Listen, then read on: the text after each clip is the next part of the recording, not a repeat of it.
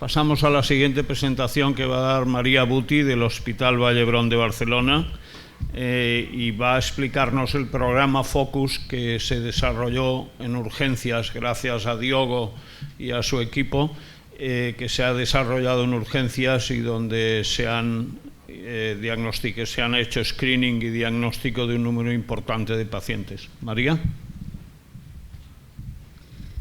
Bueno, buenos días. Gracias, Rafa. Gracias, José Luis, por invitarnos nuevamente a este curso y gracias por organizarlo. Este curso empezó siendo un curso de retos en salud pública de hepatitis C y ahora ha evolucionado a retos en salud pública para la enfermedad hepática.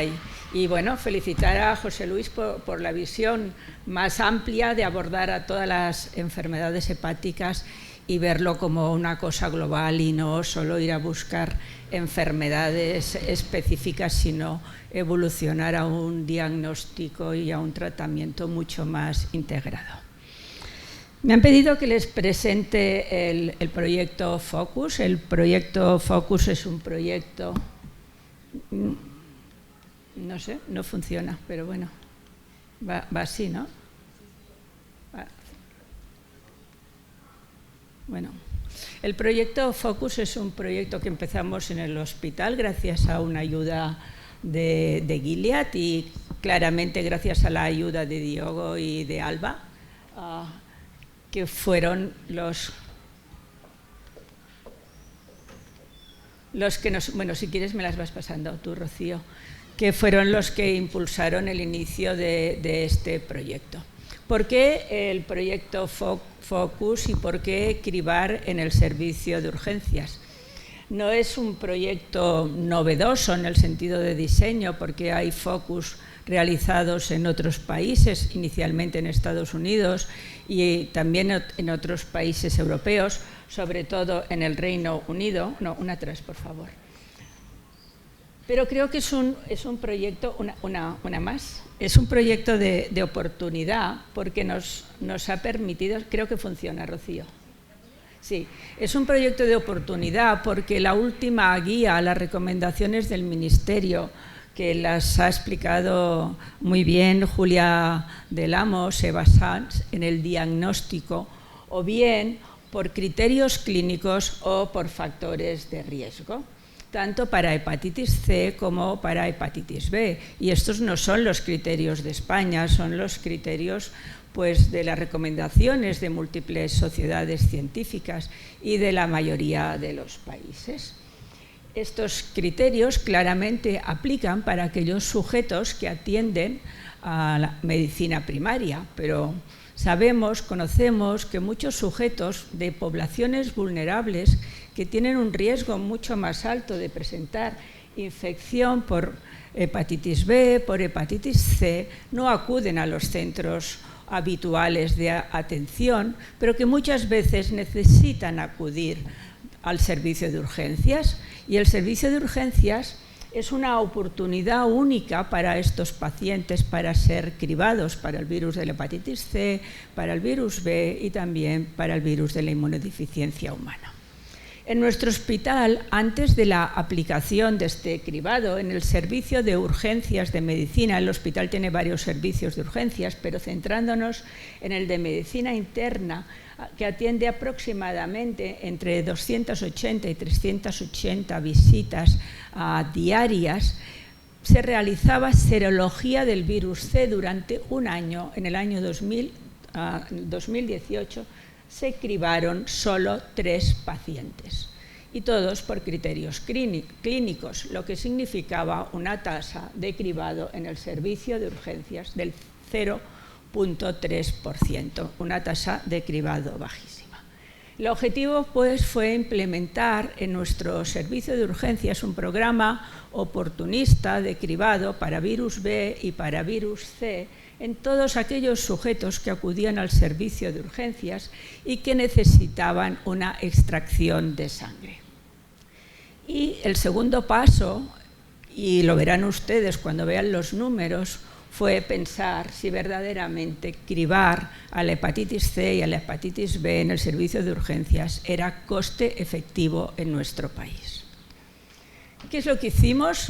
Lo que hicimos fue una persona muy involucrada, Jordi Llaneras, que es el responsable de este estudio, organizó en el servicio de urgencias este programa de cribado en el cual todos los sujetos adultos de más de 18 años que necesitaban un análisis de sangre y que nos daban el consentimiento informado, lo que hacíamos era revisar cuando estaban los tubos extraídos si habían sido testados por el virus C en los 3 meses previos, y si no habían sido testados previamente, lo que se hacía era una determinación de anticuerpos y de antígeno de superficie. Si estos eran positivos, de forma refleja, se hacía el RNA del virus C. Si los anticuerpos eran positivos, si el antígeno era positivo, se hacía el DNA y los anticuerpos antidelta. Todos aquellos casos que eran virémicos, lo que hacíamos era revisar si estaban vinculados al cuidado, y calculábamos, en base a la analítica del servicio de urgencias, marcadores de fibrosis, el FIB4 y el APRI. Y todos aquellos sujetos que no estaban vinculados se dirigían al servicio de patología.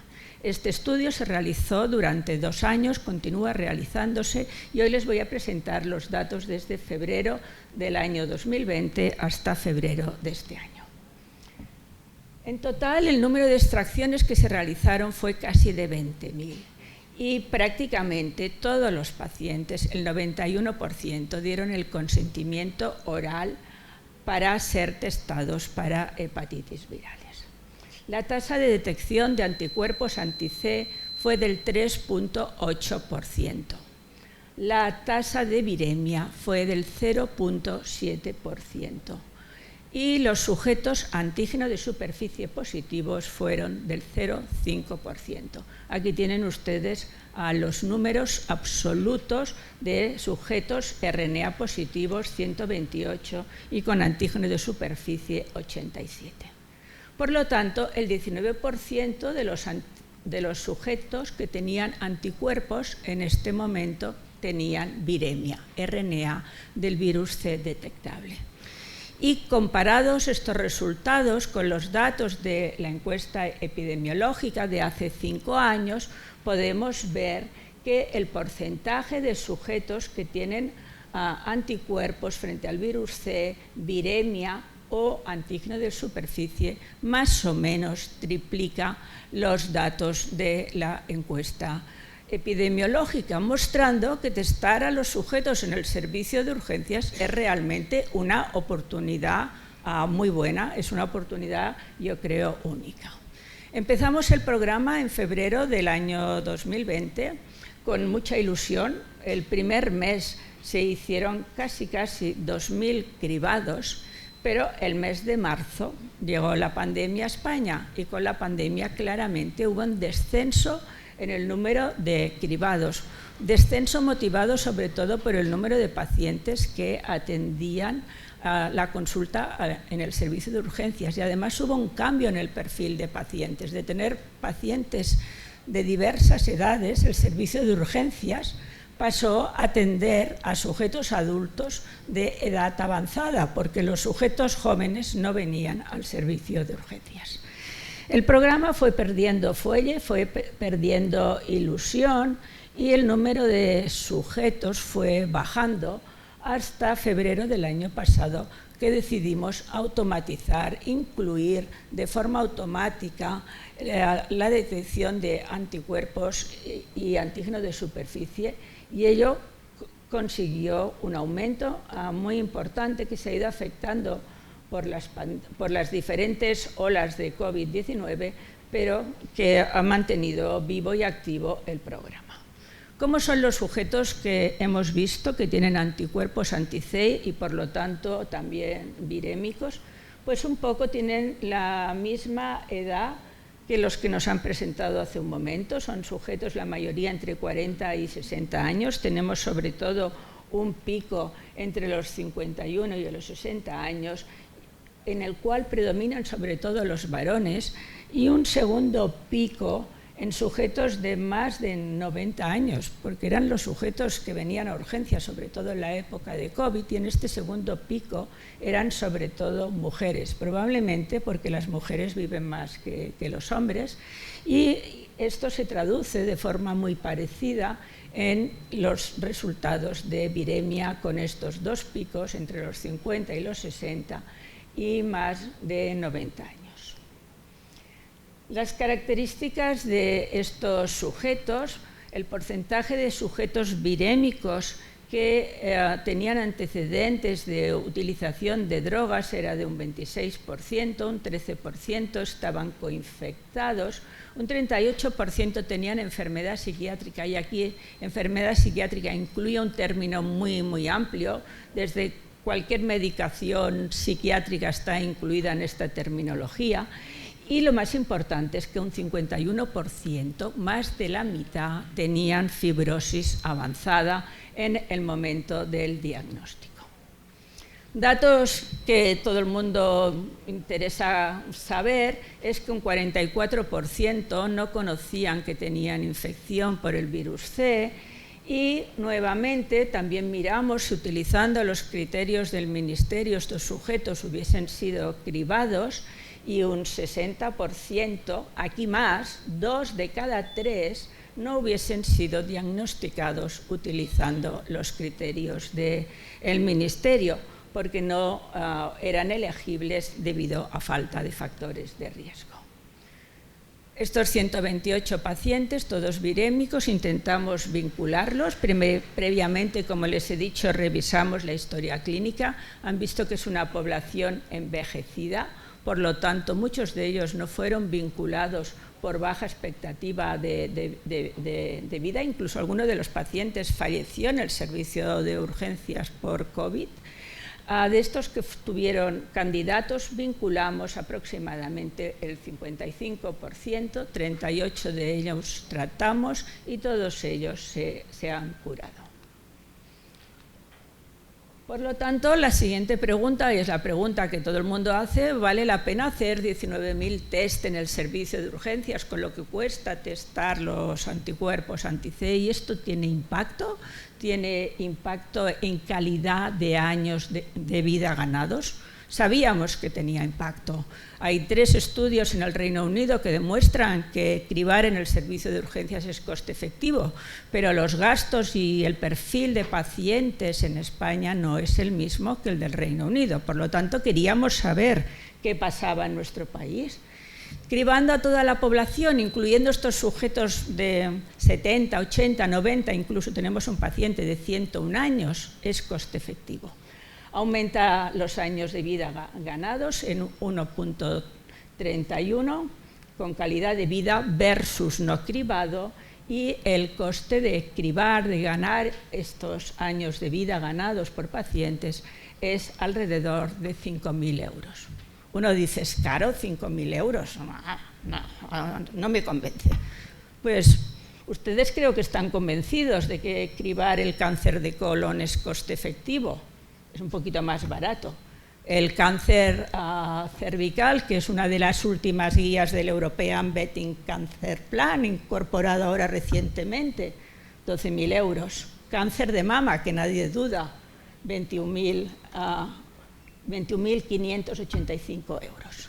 Pensamos que era mejor ajustarlo a unos años determinados, porque sabíamos que más de 70 años rechazábamos bastantes pacientes para vincularlos. Y limitamos el estudio de coste-efectividad a 40-70 años, que es donde está el mayor número de sujetos infectados. Cuando lo limitamos a esta edad, el aumento en años de vida ajustados a calidad, años de vida ganados, aumenta a 2.42 años. Y verdaderamente es mucho más coste efectivo. No llega a los 1.000 euros por año de vida y calidad ganados. Por lo tanto, me gustaría concluir que yo creo que cribar en el servicio de urgencias es una oportunidad única.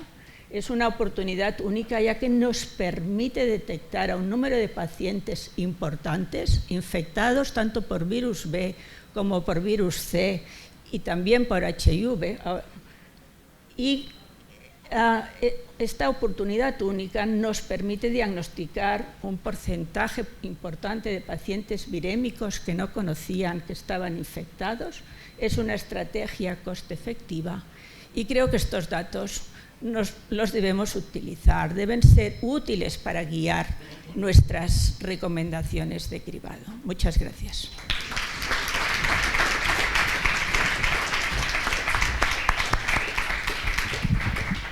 Gracias, María, por tu presentación. Supongo que las nuevas guías de screening del Ministerio incluirán el screening en los servicios de urgencias. Me imagino que esto será así. Pasamos a otro proyecto Focus, esta vez realizado en Pontevedra, en Galicia, por el doctor Juan Turnes. Juan. Muchas gracias a todos. Muchas gracias, José Luis, por la invitación, a Gilead por la organización de este curso. Verán que mi presentación es un poco menos granular en cuanto a datos que las anteriores, porque siempre que tengo de moderador al doctor Esteban, me preocupa extraordinariamente el tiempo. Entonces no voy a perder el tiempo y voy a proceder, y verán que me voy a centrar más en la herramienta que en los datos epidemiológicos, aunque también los voy a tratar. El primer punto importante es que este proyecto Focus tiene una diferencia fundamental respecto al resto de proyectos Focus, al menos de España. Y es que no es un proyecto Focus del doctor Turnes ni del área de Pontevedra, sino de la Consejería de Sanidad, que decidió desarrollarlo en el área de Pontevedra porque en Galicia nos encantan los proyectos piloto y no tiene nada que ver con los coches. Rocío, si me puedes pasar la siguiente hasta que se sincronice. Esta es mi declaración de conflicto de intereses, o sea, no tengo conflicto de intereses porque lo tengo con todos. Siguiente, por favor. Vale, ya lo tengo.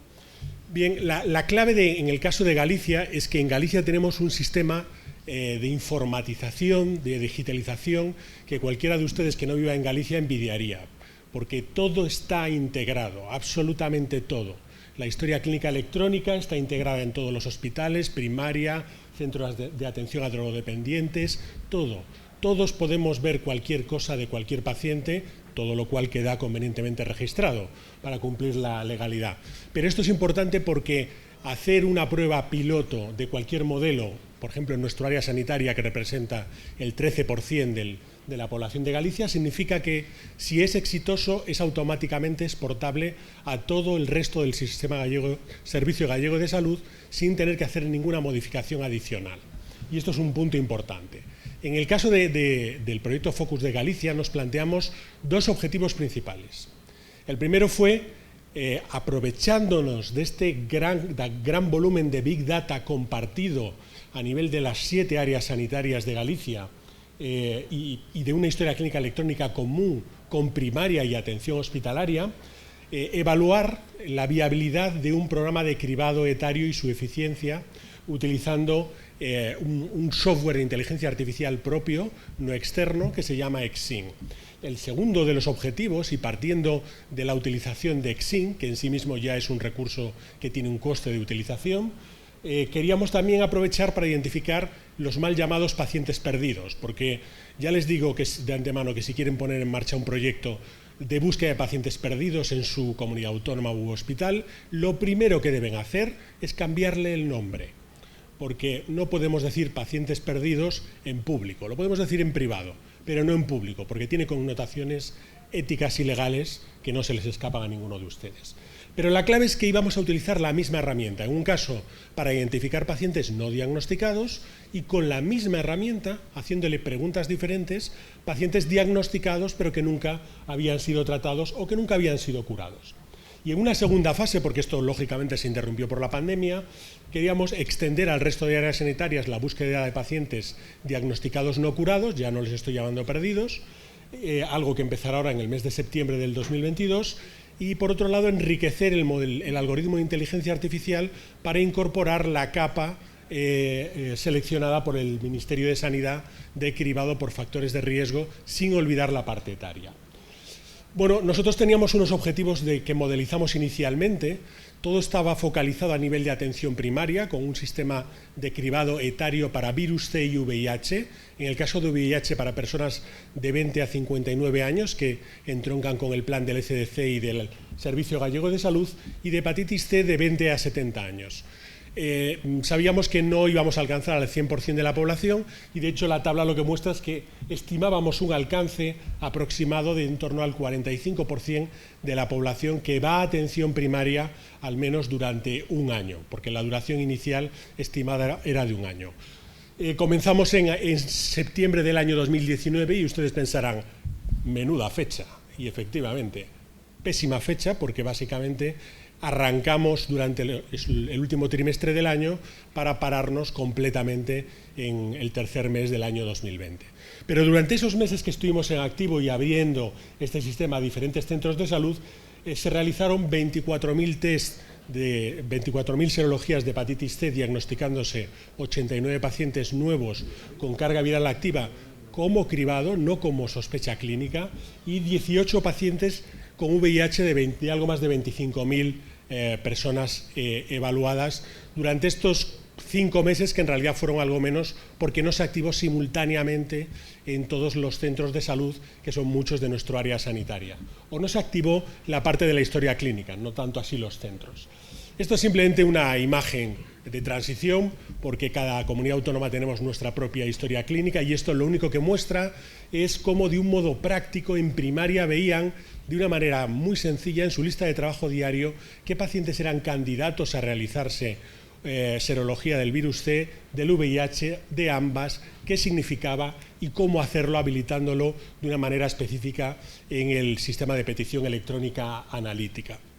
Todo este sistema, además, no era un sistema únicamente de diagnóstico, sino que era un sistema integral de diagnóstico y vinculación al tratamiento a través de un navegador de pacientes que era un médico de atención primaria, que estaba durante este proyecto situado en el hospital, concretamente a 2 metros de mi mesa, y que se encargaba de contactar con los médicos de atención primaria de modo continuo para realizar formación continuada, pero también para informarles, incluso antes de que ellos lo supieran, de los casos positivos y ofrecerles distintas vinculaciones del paciente a un tratamiento de hepatitis C, porque entre estas vinculaciones figuraba la posibilidad de que el propio médico de primaria, si lo deseaba, tratase él al paciente. No prescribiese el fármaco porque no es posible, pero sí que realizase todo el proceso de tratamiento e información de la curación de este tratamiento. Bueno, como algo de granularidad sí les puedo dar, y de estos pacientes diagnosticados de hepatitis C, recuerden que nosotros empezamos a una edad mucho más temprana porque nos basábamos en datos epidemiológicos, fundamentalmente procedentes de la cohorte EZON de Cantabria, Madrid y Valencia.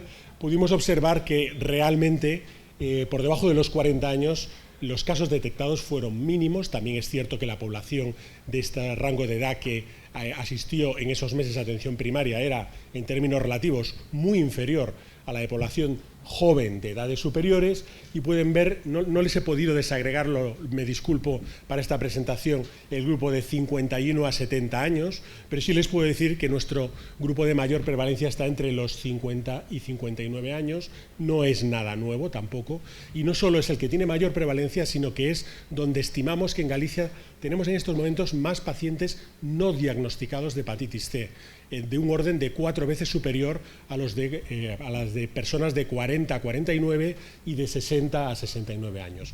Pero vean que las cifras son muy similares a otras que les presentó el doctor Calleja y posiblemente que se presenten a lo largo de esta jornada más adelante en cuanto a prevalencia de viremia. Y prevalencia de viremia en personas sin sospecha clínica de hepatitis C. No voy a entrar en lo de los factores de riesgo porque lo de los factores de riesgo depende de si se preguntan a priori o a posteriori. A posteriori muchos afirman tenerlos, a priori en una primera consulta no tiene nadie o casi nadie. A veces ni siquiera el que está con metadona dice, no, yo nada. Y esto es una realidad. La segunda de las partes, que fue el subproyecto de detección de pacientes, entre comillas, perdidos, en realidad usó la misma herramienta, pero usó la herramienta de una manera diferente, porque lo que le preguntamos, en este caso, como prueba de concepto nuevamente, fue no pacientes con serología positiva, sino con carga viral positiva en nuestro área sanitaria entre el año 2007 y el año 2019, para identificar a aquellos que no se habían vinculado a un tratamiento curativo y por qué, y vincular a aquellos que fuera posible. El número es muy elevado, 1832. Es verdad que somos un área de 325.000 habitantes, pero que hemos sido un área muy activa durante la última década en el ámbito de la hepatitis C. Y lo que utilizamos fue EXIN, que es nuestra plataforma de inteligencia artificial, para eliminar la mayor parte del trabajo humano, por un lado, y por otro lado, para poder hacerlo reproducible en otras áreas sanitarias, que no fuera persona dependiente. EXIN nos dejó un listado de 240 y tantos pacientes. No obstante, lo fue haciendo por iteraciones. Y nos quedamos con la iteración anterior para revisar manualmente todas las historias e identificar posibles errores del algoritmo. Por tanto, en lugar de quedarnos con esos 240 y pico pacientes, en realidad analizamos 459 de forma humana. Y de esos casos, 114 eran casos positivos de nuestro área sanitaria que nunca... Un 13% se habían vinculado en el pasado remoto a algún tratamiento, pero el resto nunca habían recibido tratamiento antiviral. Identificamos también pacientes que estaban en otras áreas sanitarias del Sergas, pero que su primera prueba positiva fue la nuestra, en concreto 64, que se comunicaron a Salud Pública, que a su vez lo trasladó a los grupos de tratamiento de hepatitis C de cada uno de los centros. Identificamos casos que tenían buenos motivos para estar perdidos. 9 casos fallecidos, otros casos de que se habían desaparecido de nuestra comunidad autónoma, y eso sí ya hace imposible en nuestro país poder recuperarlos desde el punto de origen, pacientes no candidatos a tratamiento, pero curiosamente había un grupo de 111 pacientes que estaban en seguimiento, y parte de ellos son los que luego componen este grupo de 114 pacientes. Es decir, pacientes que estaban en seguimiento, que tenían viremia y que no estaban vinculados a un tratamiento, y como veremos a continuación, muchos además lo desconocían. Este dato es un dato constante en España y en otros países, y este dato además lo podemos extrapolar a los pacientes que nunca han sido diagnosticados, y es que 1 de cada 3 pacientes que identificamos y recuperamos, porque no recuperamos a los 99 pacientes monoinfectados, algo por otro lado bastante habitual, pero 1 de cada 3 pacientes recuperados a los que hicimos un fibroscan tenían fibrosis avanzada y un 25% tenían cirrosis. ¿Por qué? Porque el tiempo medio de evolución de la enfermedad, la mediana en estos casos era de alrededor de 11 años. Pero es que esto es lo mismo en los pacientes que no han sido nunca diagnosticados, porque la transmisión actual fuera de grupos muy determinados de riesgo, a los que probablemente no lleguemos además con este tipo de herramientas, es muy larga. Y eso es el principal factor determinante para que desarrollen fibrosis avanzada y cirrosis. Por tanto, aunque aquí estemos hablando de pacientes perdidos, es perfectamente extrapolable a pacientes diagnosticados de novo. ¿Cuáles eran las características de estos pacientes recuperados? Pues, aunque en rojo se resalta el consumo de drogas y la población psiquiátrica, me gustaría destacar solo 2 elementos. Primero, población psiquiátrica aquí está definido por manual de psiquiatra, CIE-10. Una persona que toma ansiolíticos por un poco de ansiedad se considera población psiquiátrica, con lo cual es un término muy laxo. Pero lo cierto es que de estos 23 pacientes solo recuperamos 2. Es el grupo, de modo individual, que más nos ha costado recuperar y que nos ha llevado a desarrollar estrategias con nuestro servicio de psiquiatría para intentar mejorar la recuperación de estos pacientes que, como también se ha comentado en la primera parte de la mañana, constituyen, o se reconoce que constituye un grupo de riesgo para cribar si se aplica una política de cribado basada únicamente en factores de riesgo. Y cuando les preguntamos a los pacientes recuperados por qué no se habían tratado antes, básicamente, nos llamó la atención de que, aunque en azul casi no se ve, el grupo más numeroso, un 30%, era por miedo a los efectos adversos. Tanto porque había sido tratado en el pasado con interferón, como porque tenía conocidos que habían sido tratados con interferón. Esto se hizo en 2020. O sea que hay una parte del camino en el que nos hemos perdido aspectos relacionados con la información a la sociedad, no ya a los pacientes, respecto a la hepatitis C, a pesar de todos nuestros esfuerzos. Y a modo de conclusión, yo creo que tenemos herramientas tremendamente poderosas en cada una de nuestras comunidades autónomas, en algunas más poderosas que en otras. Lo siento, pero desde Galicia no podemos encargarnos del resto de España, pero seguro que en algunas de sus comunidades tienen herramientas que les pueden ayudar, tanto para desarrollar, a través de la explotación del Big Data, estrategias de cribado poblacional oportunista, etario. Cada comunidad puede tener una realidad diferente, pero no hay una realidad única para toda España.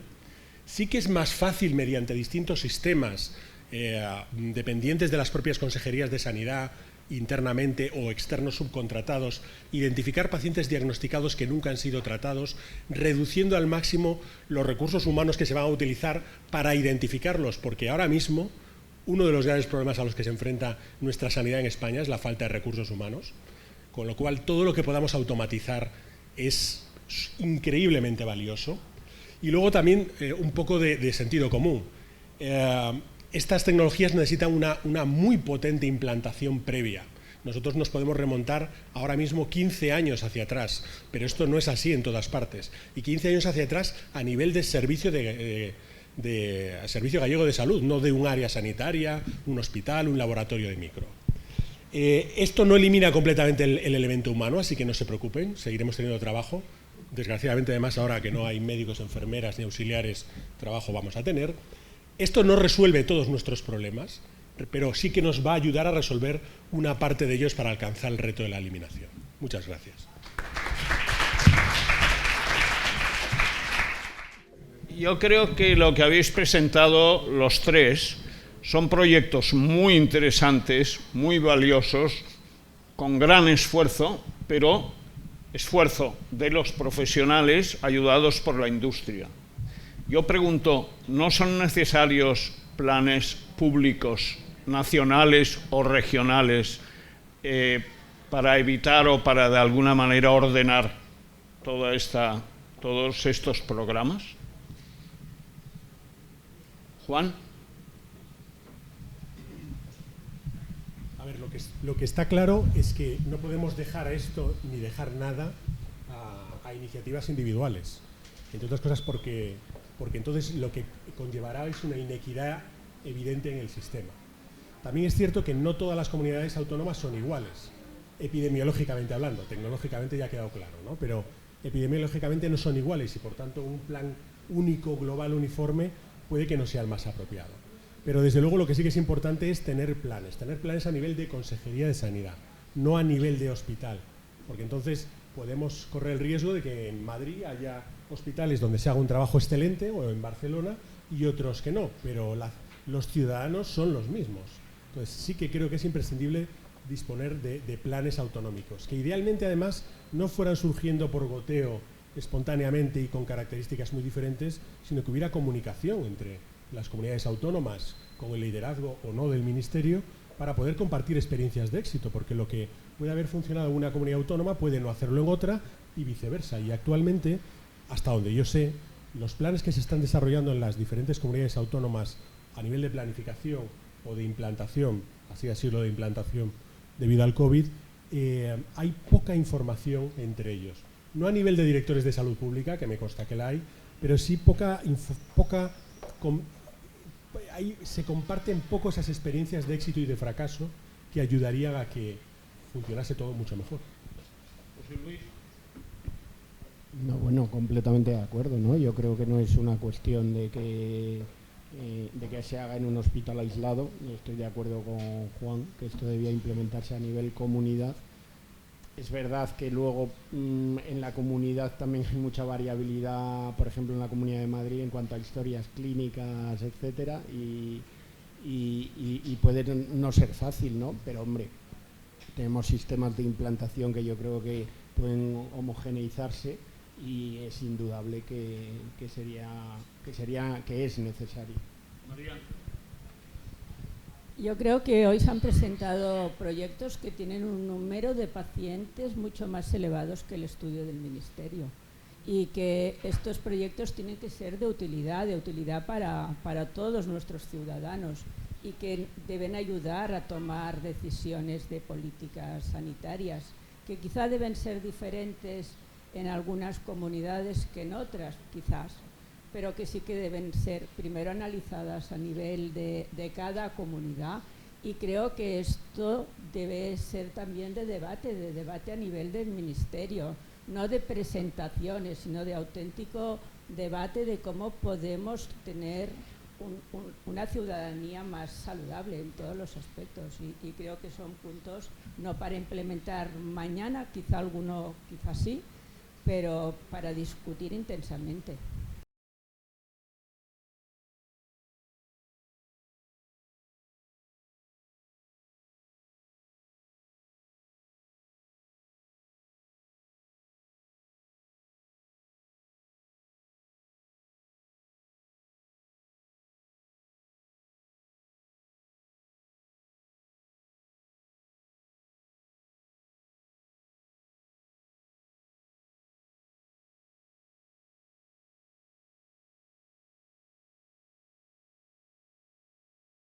Luis.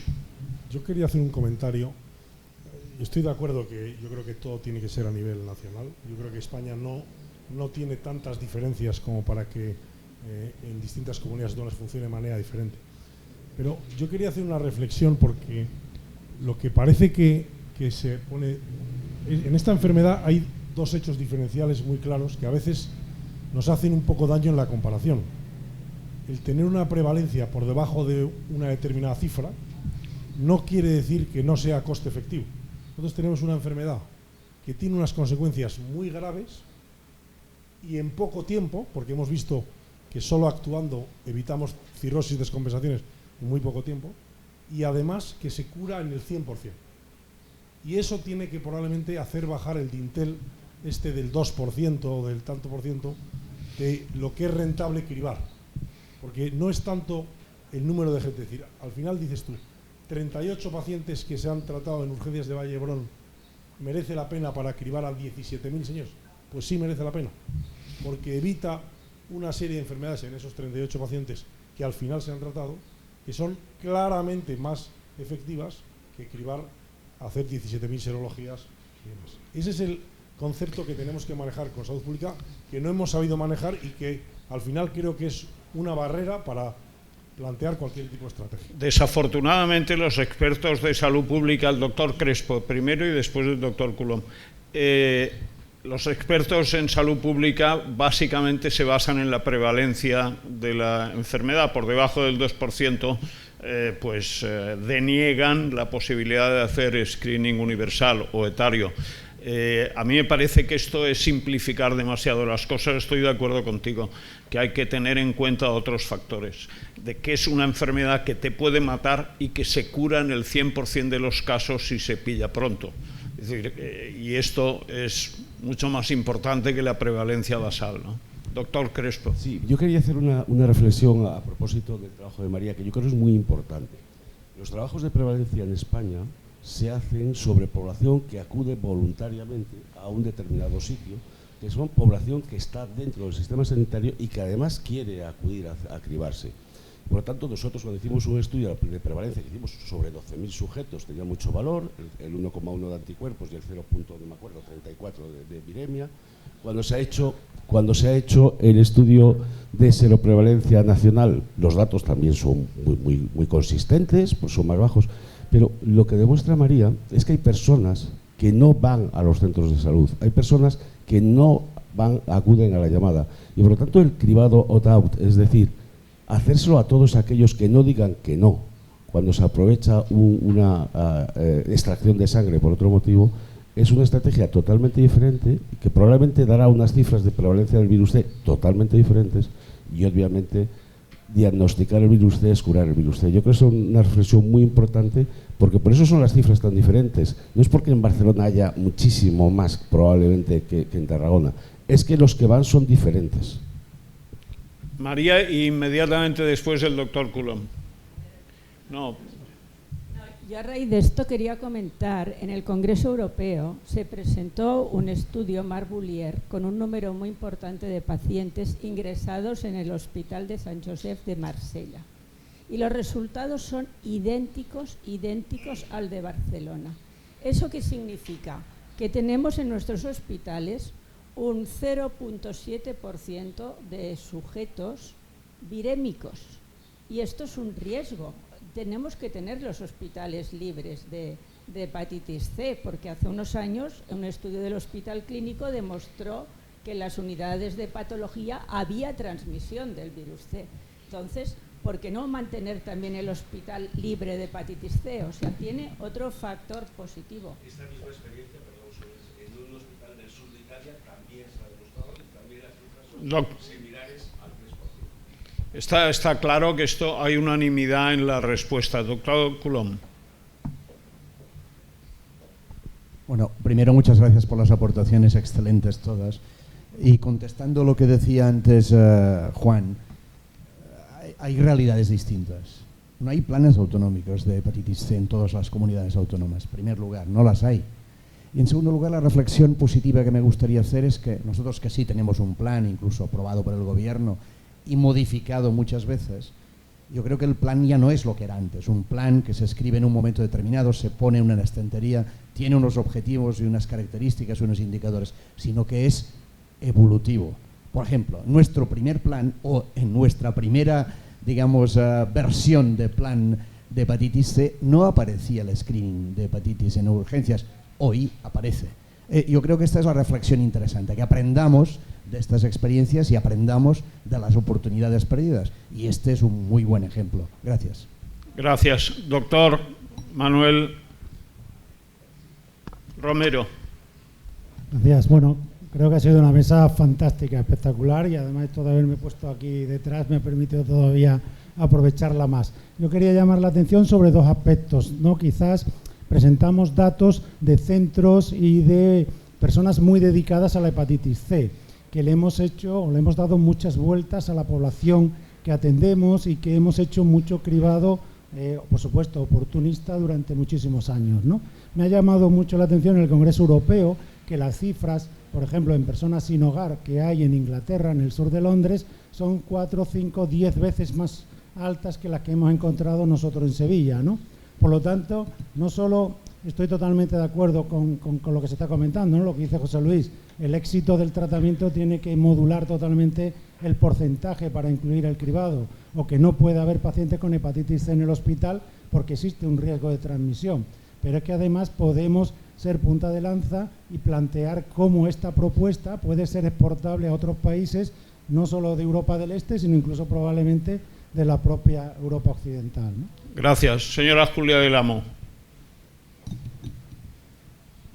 Muchas gracias y me uno a las felicitaciones por las presentaciones que habéis hecho del programa Focus, porque efectivamente el tener datos más granulares va a permitir enfocar mucho mejor las acciones. Por otra parte, no es sorprendente que la prevalencia tanto de anticuerpos como de infección sea más alta en entornos de las urgencias o en grandes núcleos urbanos y que esté muy superior al estudio sobre prevalencia que hizo el Ministerio de Sanidad, que además es compatible con muchos otros estudios de seroprevalencia que han hecho otros compañeros que están aquí hoy, que incluyen municipios más pequeños con prevalencias más bajas. Por lo tanto, eso es totalmente comprensible y compatible con lo que sabemos.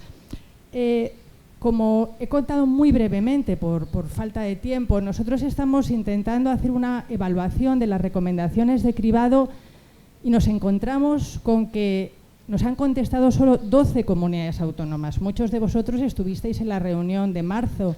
Hay un impacto grande de la crisis sanitaria por COVID y muchos de los coordinadores autonómicos nos están diciendo que no están pudiendo hacer el ABC de esas recomendaciones. Nos hacéis desde aquí un planteamiento mucho más ambicioso para que se adopte desde el Ministerio, que tiene como papel la coordinación de las respuestas a nivel del Estado para disminuir la inequidad y aplicando un principio de proporcionalidad y de equidad y de pertinencia, perdón, es la palabra que estaba buscando. En ese sentido, nosotros claro que estamos abiertos, como decía Joan, a ir incorporando nuevas recomendaciones, pero hace falta un orden y una prioridad. Y hoy por hoy las decisiones que tomamos desde la división están consensuadas con todos los coordinadores autonómicos. No es una decisión personal, ni una decisión del Ministerio, es una decisión colegiada que se aprueba en la Comisión de Salud Pública. En ese sentido, también es importante que seamos todos conscientes del marco en el que está ahora mismo la urgencia hospitalaria y la atención primaria para intentar sobrecargar todavía más al sistema. Lo podemos incorporar, estamos dispuestos a hacerlo. ¿Da nuestro sistema de sí para poderlo hacer? Esta es una pregunta que yo creo que excede a la visión de los hepatólogos desde vuestras consultas de hepatología. Por eso nosotros os invitamos a todas las reuniones de coordinación con comunidades autónomas y con compañeros, pero dad un poco el espacio a las autoridades de salud pública que tienen la visión más grande de todo lo que son las necesidades sanitarias y, por supuesto, la vocación y el compromiso de la eliminación de la hepatitis C. ¿Cómo no? Pero enmarquemos esto en las políticas de coordinación que tiene el país y no identifiquemos y luego centremos un poco el tiro también si estamos hablando de un cribado en la urgencia o queremos ir a la atención primaria. como bien habéis dicho, la gente a la que queremos llegar no acude a la atención primaria. Así que vamos a tener una reflexión que aborde todos estos ángulos. Claramente a la asistencia primaria en este momento no se le puede pedir absolutamente nada. Esto está claro y no hay que darle vueltas, porque están sobrepasados y están en una situación, yo diría, lamentable. En cambio, los servicios de urgencias hospitalarios pueden perfectamente hacer el screening y, como ha demostrado María, es coste efectivo y, por tanto, sería una oportunidad, mientras tanto, sin afectar a la asistencia primaria. María.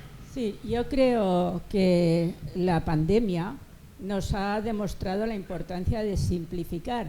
Y hace un mes la OMS acaba de lanzar las últimas guías de eliminación en pleno COVID, y creo que las conoces tú muy bien, Julia, y se basan en la simplificación, en la descentralización, en la integración.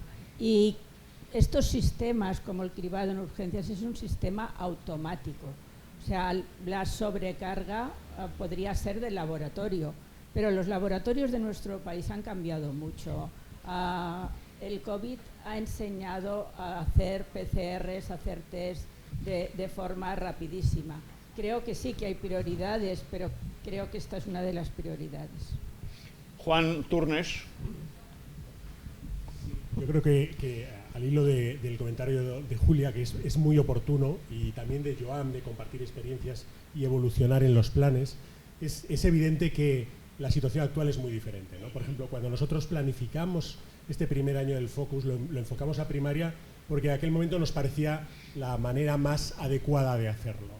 Y puedo confesar aquí, porque estamos en petit comité, que cuando llevé las estimaciones, a mi jefa de micro me dijo: tú estás loco.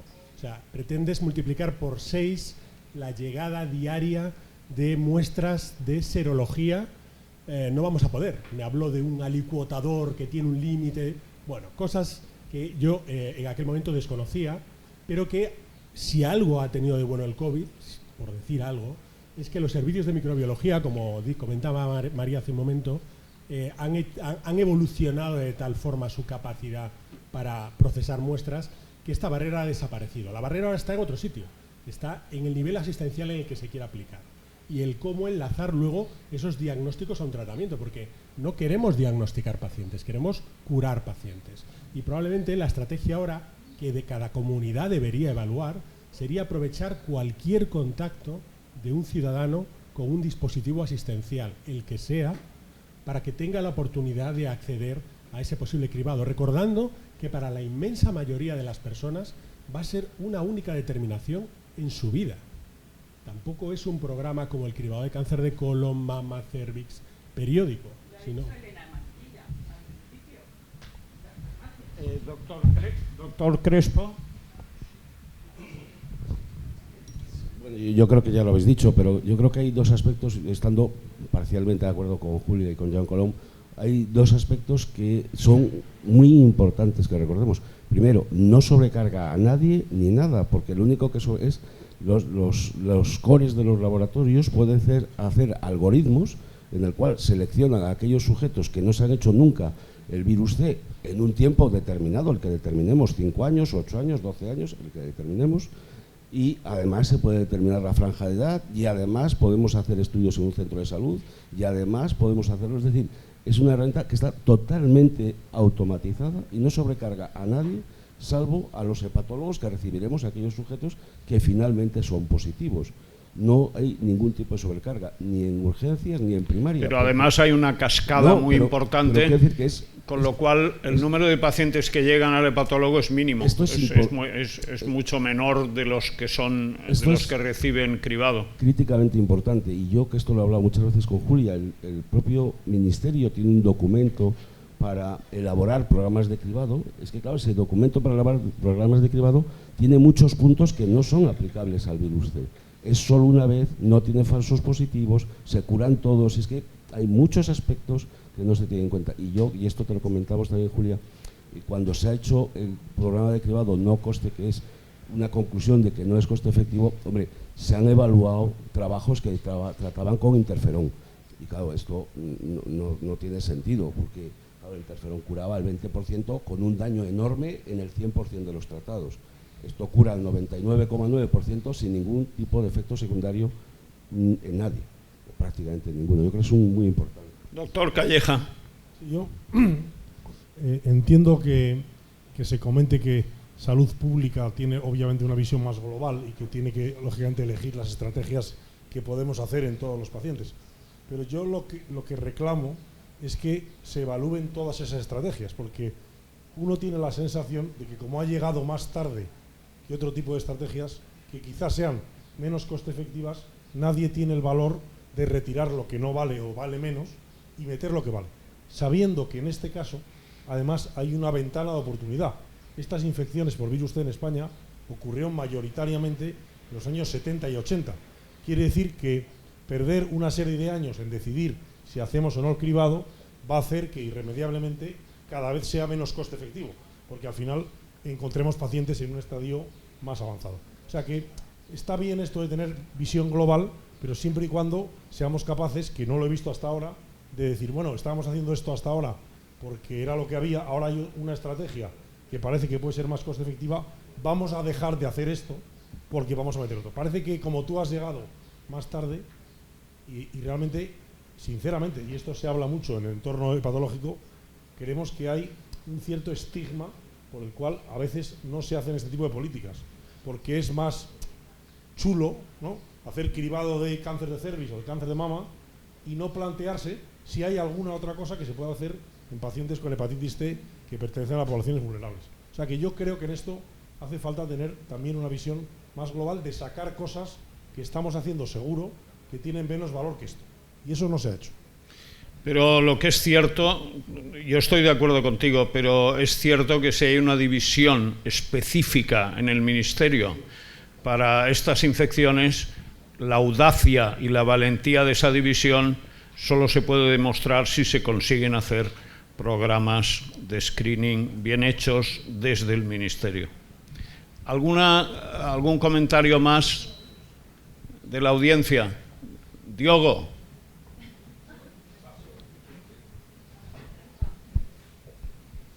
Sí, ya está. Diogo, tú cierras la sesión. No, voy a pasar esa responsabilidad a otra persona, pero sí, solo quiero agradecer el trabajo de todos. Yo creo que desde Guilla lo importante, para que se entienda también, porque a veces parece, pues estamos apoyando proyectos en primaria, proyectos en urgencias, pero lo bueno es justo tener esta foto muy completa que hemos tenido aquí, de que uno, es factible, dos, como lo habéis dicho ya, sin sobrecargar a los sanitarios. Esto, nosotros nunca nos ponemos en ningún focus si tenemos la mínima sospecha de que, de no ser al personal del laboratorio, de verdad esto les puede dar algún trabajo. Y de verdad mismo a ellos, después de los meses iniciales, todo se simplifica y se resume a la tarea que ya no me acuerdo cuál de vosotros lo comentó, pero que de verdad, y con eso sí voy a cerrar, es la vinculación a la atención de los pacientes. Y me gustaría presentaros todos y le voy a dar ese honor de cerrar a ella sí la sesión, que está con nosotros una otra compañera, Ani Camelo, responsable del programa Focus en Almería, y que justo tiene esa labor de tratar de la vinculación de los pacientes. Entonces me gustaría, solo para que todos escucháramos esa parte, que Ani pudiera compartir uno o dos mensajes sobre las dificultades que se enfrentan en el día a día, por un lado en la vinculación, pero un paso más atrás, lo que hemos hablado de los factores de riesgo, cuán fácil es identificar esos factores los pacientes o no. Entonces, Ani, te he dado este regalo envenenado, pero pido que hagas unos breves comentarios, si te parece. Vale, buenos días a todos, muchas gracias, Diogo. Bueno, lo comentábamos un poco con Diogo, el problema que tenemos realmente con los criterios que se contemplan, bueno, en las guías de los factores, por decirlo así, factores de riesgo que se podían asociar a los pacientes, sobre todo cuando vamos a ver la anamnesis de esos pacientes, porque realmente es muy difícil, sobre todo en nuestro caso, que no tenemos la ventaja del doctor Turnés, del Big Data y todo esto, de recuperar esa información, lo difícil que es para nosotros poder ver que esos pacientes tienen algún criterio, algún factor de riesgo, porque puedo tardar con cada uno de los pacientes mirando las historias clínicas, todas las visitas que se han hecho, y en ninguno de los casos se contemplan o se mencionan, por ejemplo, en las historias clínicas estos datos que para nosotros finalmente al momento de intentar vincular al paciente es muy difícil. Entonces es un dato para tener en cuenta que debemos mejorar. Muchas gracias. Bien, muchas gracias a los ponentes y a ustedes, al público, por su atención. Gracias.